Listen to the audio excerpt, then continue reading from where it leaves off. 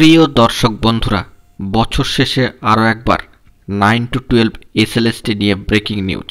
নিয়োগ জট কবে কাটবে? অত্যন্ত গুরুত্বপূর্ণ খবর বেরিয়ে আসছে, সুপ্রিম কোর্টের বড় খবর। অবশ্যই ভিডিওর মধ্যে সবটা আলোচনা করছি, তাই গুরুত্বপূর্ণ ভিডিওটিকে শেষ পর্যন্ত শুনে বোঝার চেষ্টা করবেন এবং সম্পূর্ণ ভিডিওটিকে দেখে নেবেন।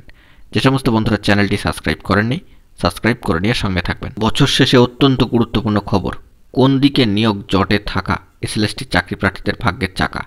বছর ঘুরলে নজর থাকবে দেশের সর্বোচ্চ ন্যায়ালয় সুপ্রিম কোর্টেই। জানা গিয়েছে সামাজিক গণমাধ্যম সূত্রে যে যাবতীয় জট কাটানোর জন্য এসএসসির চেয়ারম্যান সাহেব সিদ্ধার্থ মজুমদার মহাশয় এবং সম্মানীয় শিক্ষা সচিব মনীষ জৈন মহাশয়কে বিশেষ দায়িত্ব নিতে বলা হয়েছে, যা সামাজিক গণমাধ্যম সূত্রে বেরিয়ে আসছে। সেই দিক থেকে দাঁড়িয়ে অত্যন্ত গুরুত্বপূর্ণ একটি খবর বেরিয়ে আসছে যে সর্বোচ্চ ন্যায়ালয় সুপ্রিম কোর্টে লিস্টিং হয়ে গিয়েছে রাজ্যের শিক্ষক নিয়োগ সংক্রান্ত গুরুত্বপূর্ণ সুপার নিউমেমারি মামলার। সর্বোচ্চ ন্যায়ালয় সুপ্রিম কোর্টে সম্মানীয় বিচারপতি উজ্জ্বল ভূঁইয়া মহাশয়ের বেঞ্চে হবে সুপার নিউমেমারি মামলার শুনানি। আগামী 2রা জানুয়ারি শুনানি হতে পারে এই মামলার, এমনটাই কিন্তু গণমাধ্যম সূত্রে বেরিয়ে আসছে। সর্বোচ্চ ন্যায়ালয় সুপ্রিম কোর্টের এই মামলার ওপরেই নির্ভর করছে বহু চাকরি প্রার্থীর চাকরির ভবিষ্যৎ। প্রসঙ্গত এখানে উল্লেখ্য যে কিছুদিন পূর্বেই সম্মানীয় শিক্ষামন্ত্রী সম্মানীয় ব্রাত্য বসু মহাশয়ের সঙ্গে বৈঠক হয়েছে যোগ্য বঞ্চিত চাকরি প্রার্থীদের 9 to 12 এসএলএসটি। দ্রুত মামলা শেষ করে নিয়োগের কথা বলেছিলেন সম্মানীয় শিক্ষামন্ত্রী।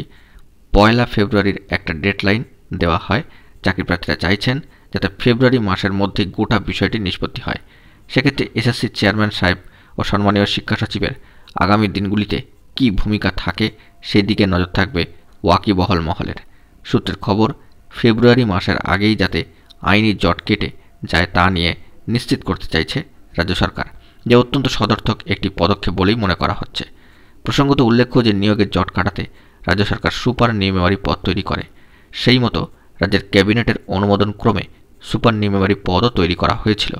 নবম থেকে দ্বাদশ শ্রেণী পর্যন্ত কর্মশিক্ষা ও সাথী শিক্ষার জন্য 1280টি শূন্যপদ তৈরি করা হয়েছিল। এরপর এসএসসির তরফে কাউন্সেলিং করে সুপারিশপত্র দিয়ে দেওয়া হয়েছিল। অন্যান্য স্তরের নিয়োগের ক্ষেত্রেও এই পদ তৈরি হয়, কিন্তু পরবর্তীতে সর্বোচ্চ ন্যায়ালয় সুপ্রিম কোর্টে আইনি জটে আটকে যায় সুপার নিউমেমারি পদ।